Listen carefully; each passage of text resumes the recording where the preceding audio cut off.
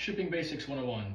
We're going to go over all the boxes that I use. We're going to go over how I pack most items, and then we can do a couple big items as well because I have had a lot of requests for larger items.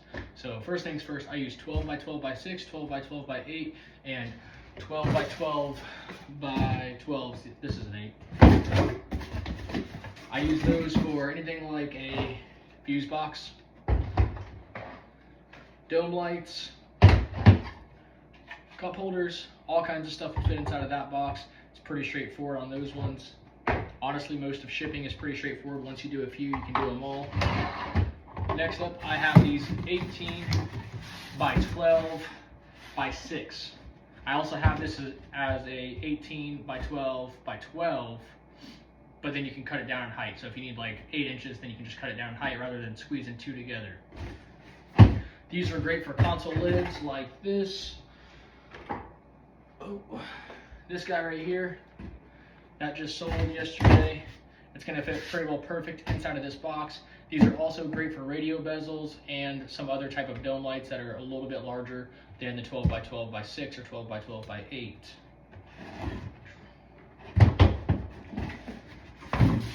Up next, this is a one size fits most kind of box. It's a 20 by 8 by 8. So here it is. This is great for everything like sun visors. I will throw a sun visor in this. I'm going to cut the height down to be about 2 to 3 inches tall. You know, you can make it 5 inches tall, however tall you need it. Great for armrests like this off of a door panel. This is a OBS Ford armrest. Sold yesterday. This is going to go in one of these boxes. These are also great for slender console lids. Any miscellaneous trim pieces like a F250, 2011 F250 emblem, something like that. It's a little bit too long for a normal small box. Fit perfect into these, and these boxes aren't expensive. They're only about $1 a piece when you buy them in bulk. So after that, we have a box that we use all the time. 8 by 8 by 4. I also have an 8 by 8 by 8 available as well. These ones are super lightweight. I buy these on Amazon. I can shoot you the link if you want it. These are great for small things like small switches, little tiny dome lights, air vents, single air vents like this will fit right into there perfectly. Just make sure whatever you do, you don't need a whole lot of packing because the whole point of this exact box is to keep it light, keep it under 1 pound. If you need more packing, just assume it's going to be over 1 pound and go with a bigger box because you might as well. But these are great for cheap items. And another one we keep on hand is 12 by 6 by 6. Also great for climate controls. These are fantastic for any small trim pieces that are long, like an F150, 92 F150 climate control bezel. Those are pretty cheap, so I don't recommend selling those. But they used to be really, really good. Anyways, yeah, so this will work for that. It works for air vents. It works for all kinds of stuff, honestly. Shifters, well, shifter knobs, not shifters. But yeah, let's get into it. We'll go ahead and start shipping.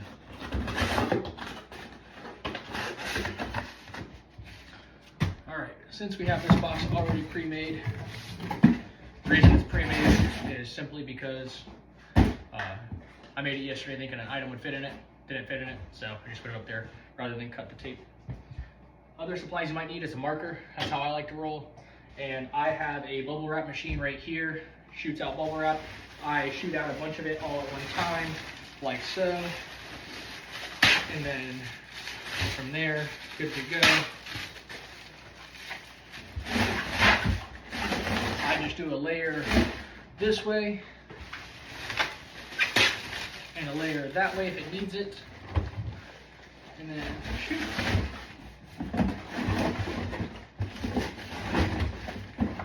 And a little bit on top if it needs it. This one doesn't, it's pretty tight. Taper up.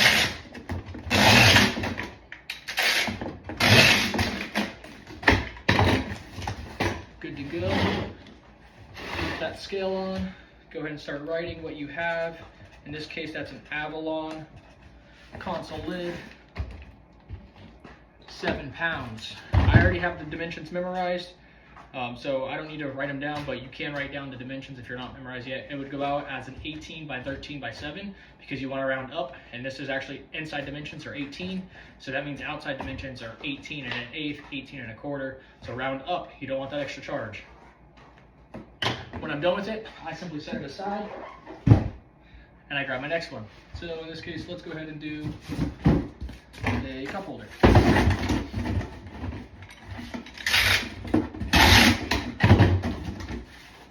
Pretty straightforward. Here's the cup holder. We're going to go ahead and ship out. Same thing. Bubble wrap that way. Bubble wrap that way. And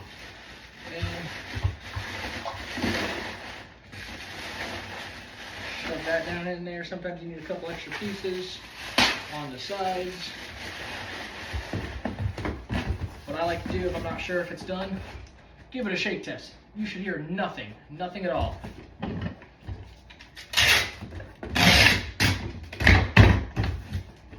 Boom, done. So once again, label it. I already know this is 2 pounds. It's a bread and butter item for me. It's so much so that I already printed the label for it because I already know exactly what size and weight it goes out at. So boop, slap that label right on top. She's done.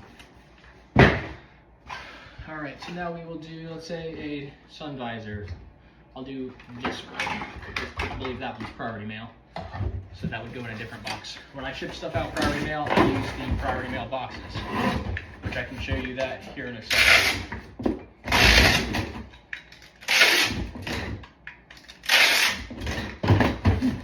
For those of you that don't know, priority mail will give you free boxes, but you have to use priority with it. So I take my handy dandy resizer, which is all the way across the table, of course. Resize tool. All you do is you set the height with this.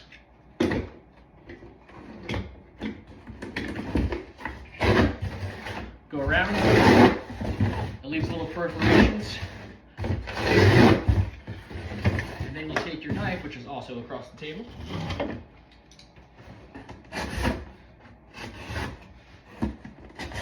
Take the knife, score the sides, fold the flaps, go back, grab a couple pieces of bubble wrap.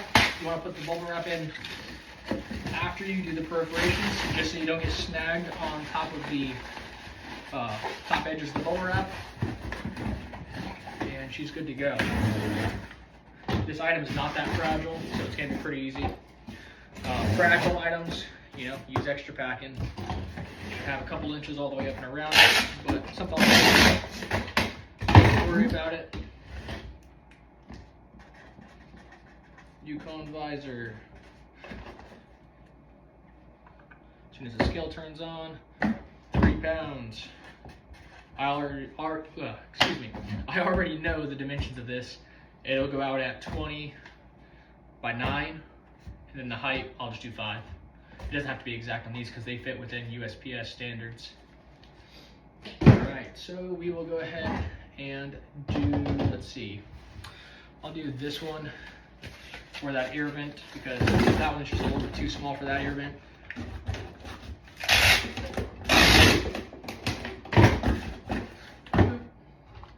Air vent, straightforward once again. Just a few pieces of bubble wrap. I like to use these fat bubbles. Just saves on time. We also have the small bubbles, which are over there right now. I use those for items that are tight on packing space, but these are pretty good. If you don't have one of these machines, I highly recommend it. If you're going to be doing volume, you save money on packing material, and you will always have big bubbles on hand. So that's 12 ounces. Go ahead and write that down.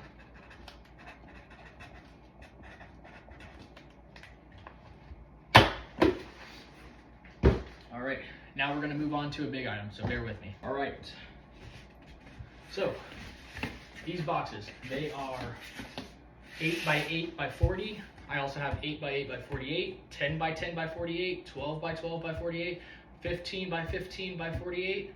So these are just the tall boxes that I use for large bezels. I'll cut them down for like a windshield cowl sometimes if I need to cut it down. I like to check where they're going because sometimes it's not worth your time to actually cut them down in half and casket them together. because it might only save you $1. So in that case, I don't cut them down. I just fill it with void fill, and out the door it goes. So this one's going to be for that, for a long air vent trim strip. On these ones, they're not really that fragile in my opinion. I ship these pretty often. This could go into a 6x6x40, but I stopped carrying those because we went to a smaller size for smaller trim to help save money on shipping. So these ones just so happen to get the bigger box. So this is around 34, 35 inches. So all I'm gonna do is throw some bubble wrap in the bottom. Slide that bad boy in there like that. Use this to poke it down. Okay, and then now I'm gonna resize the height. Once again, the old handy dandy box resizer. If you need to find one of these, let me know. I can shoot you the link. And I just leave about 1 inch of space on top of the bezel for packing. That way it has protection on top and on bottom, and then of course all 4 sides. Pretty straightforward.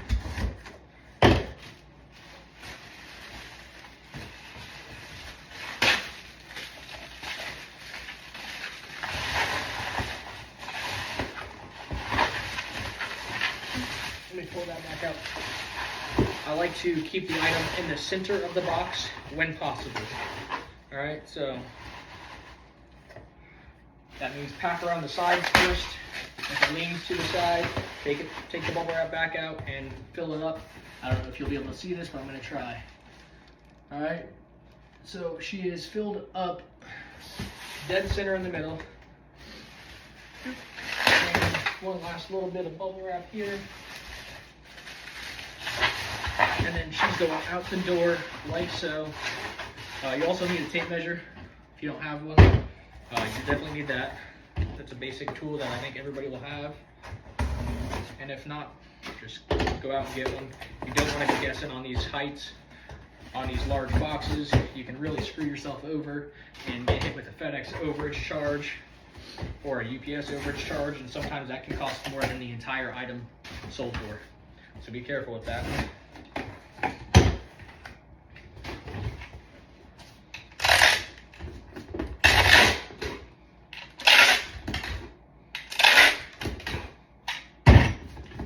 Boom.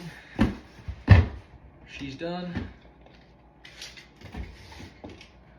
35, and then this will go out at 9 inches. So on these ones, I do write down the dimensions.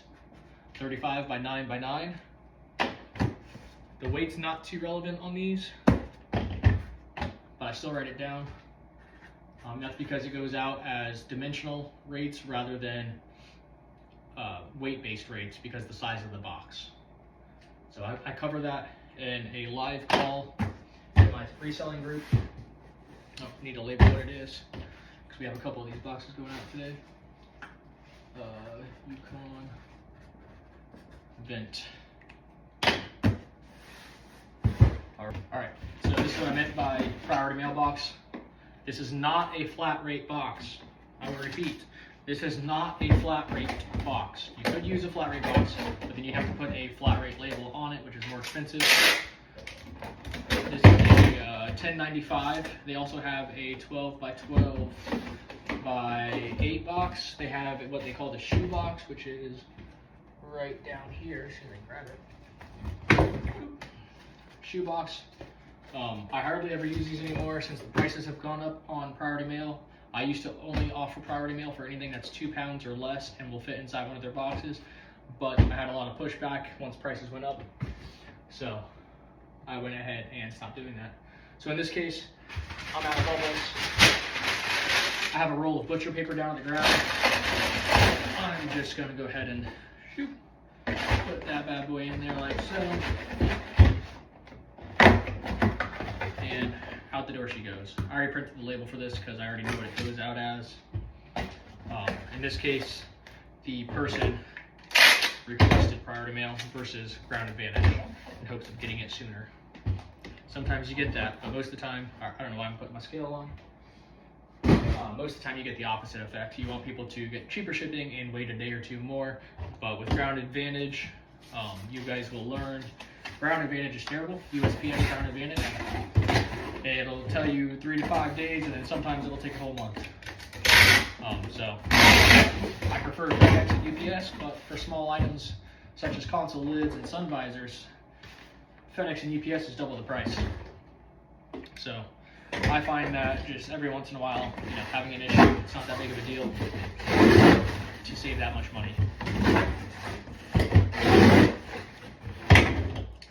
On every FedEx package or UPS package like this size, it's going to be like 12 to 13 bucks for me to ship it to California, whereas something like this would be about 8 bucks to ship it to California with Ground Advantage.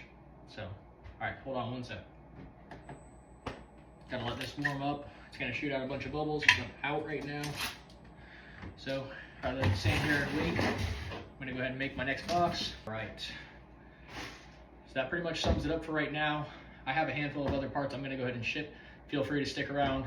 I think, unless I think of something else, I think the talking is pretty well done in this video, so enjoy this time lapse. Appreciate you guys being here, as always. Let's get into it. Make some money.